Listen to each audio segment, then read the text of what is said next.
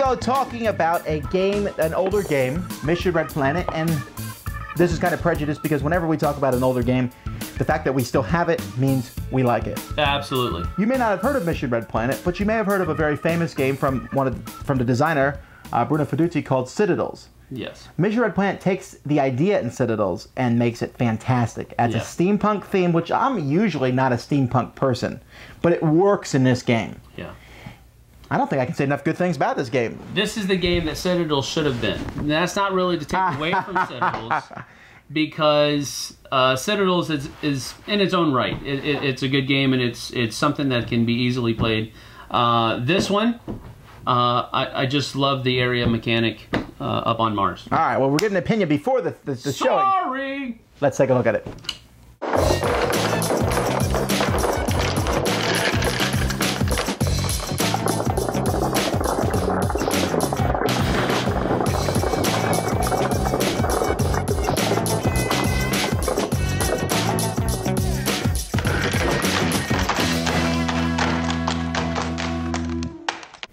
In Mission Red Planet, you can see that you're colonizing Mars here, and you're going to send astronauts of your color out there. Each player is going to have a bunch of astronauts of their color, and then players are going to be loading up these spaceships. Now, how do we load up these spaceships and launch them?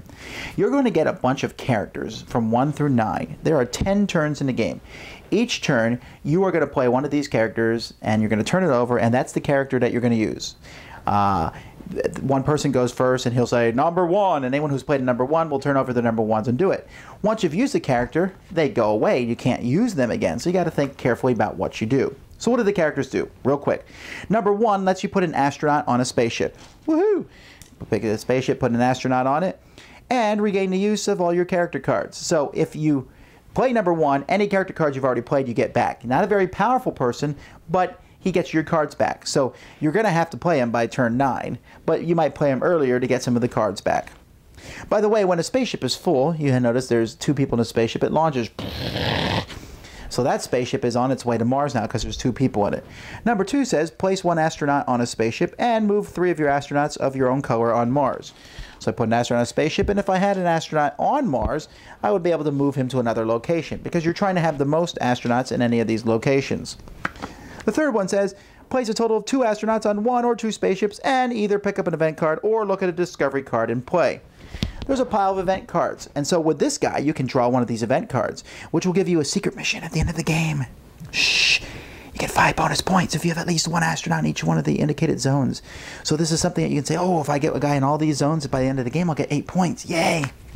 And so there's different bonus points that you can get over the course of the game, but some of these will say discoveries. Each player who is in this zone gets a Sylvanite score token. And so when I draw a discovery, I must place it underneath one of these zones here on the board. And these zones are, that discovery is there, so when I play the scientist, if someone else has put a card there, I can look at it. Because the discoveries are pretty cool, but it is very possible that it's just a pretty rock and no effect. And so someone puts a discovery card somewhere, and you're like, woohoo! But it's really nothing. Number 4 is a secret agent. I can put 2 astronauts on 2 different spaceships, and I can force the launch of 1 incomplete spaceship. I can say, okay, I'm going to put 2 astronauts, 1 on here, 1 on here, and hey, this one's not full, but it's launching anyway. Hurrah! Number 5, place 1 astronaut on 1 spaceship and destroy 1 spaceship still on the ground. All astronauts on that spaceship are removed from play. What? Spaceship blows up, and I send all those people here to the Lost in Space Memorial. Oh, very sad.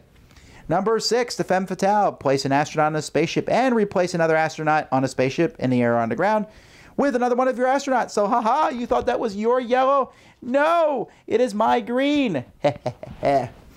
Number 7, a travel agent. You can put 3 astronauts in the same spaceship. That's great, but in this case, if I had played number 7, I would not be able to do it because there's no spaceship with room for 3. So this is a great one, but you have to be careful because it could be nothing for you. 8, put 2 in the same spaceship, and I can destroy 1 astronaut on one of the outside zones. Number 9, place a total of 2 astronauts on 1 or 2 spaceships and change the destination of another spaceship. I can say, you thought this spaceship was going to Ausonia? Well, now it's going to Tritonius Sinus, and you put that on there. After everyone has played their cards, the spaceships will go and land and drop their people off in the spots, the ones that have launched. When that happens, you will take a random token and place it face up and say, oh, that's the kind of resource that these areas now. So there will be a resource token in each area face up to show the resource that that area produces. At the end of turn 5, and you can see turns, at the end of turn 5, we're going to score, and whoever has the most people in each area is going to take a score token of that area. At the end of turn 8, we'll do it again, but this time you get 2 score tokens. And at the end of turn 10, you'll get 3 score tokens. Now, if you're supposed to take a score token and it's tie, then we'll just put the token there, and then whoever wins it next time will get it. At the end of the game, you'll take all the score tokens that you've got it, plus any of these bonus point things that you've finagled over the course of the game, plus any bonuses that discovery cards that are placed down will give you, and whoever has the most points is the winner. So essentially it's an area control game where you're putting people on a spaceship, sending them up, dropping them off, and hurrah, scoring points. Back to what Sam was saying. He said that this is what Citadel should have been. I would have said, to make a comparison to another game that a lot of people know, a lot of people like Coloretto. But then Zooloretto came out, which was like, took the mechanic from Coloretto and put a game around it. This is the way I feel. Citadels was fun, and then this came and took the idea of Citadels and put a game around it. And it's interactive, you're blowing other people's spaceships up, killing their astronauts, and there's even one card that gives you points for your dead astronauts. So you want people to blow your stuff up. Yeah. I don't know, the idea of using those cards, you know, it's when do you want to use number 1 to get all your cards back again? Or that 7, that's to put 3 astronauts in one spaceship, but if there's no spaceship to put 3 in, you can't use it. And it's kind of like that push your luck, when are you going to play it? Right. It's just, and it doesn't take that long to play, an hour.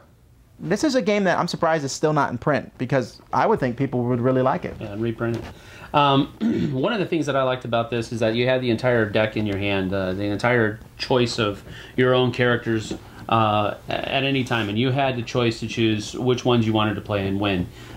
Something that Citadels, you had the one deck that everybody had to choose from, and so if somebody else chose what you wanted to do, you couldn't do it. So I like how that mechanic changed over into this. And again, as I said before, the area mechanic up on Mars, that was just a cool thing. I like area control type games, and how that kind of got thrown into Citadels. That's what put it over the top for me. But this is like an area control game in 2 steps, because usually in area control games you put the stuff right on the planet.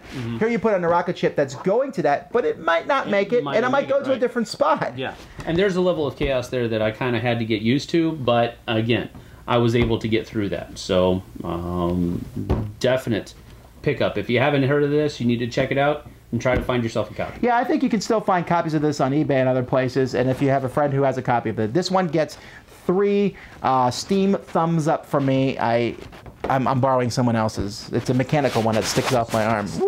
Oh, that's cool. So I got 3 of them. A little bit more. Most of the time, well, not most of the time. There are some games that I don't buy because I know Tom has them. And there are games that Tom doesn't have because I have them. You know, that kind of aspect, or somebody else in the area has them. We both own this game. It's one of those things to where this is one of the games that we both decided that we wanted to get because we didn't have to want to rely. And it can work well in a family setting. Exactly. This is a family-friendly game. Absolutely. Kids, my kids didn't have any trouble understanding this at all. What are your thumbs?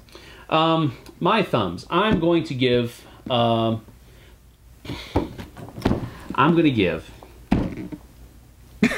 He's still thinking, folks. I am.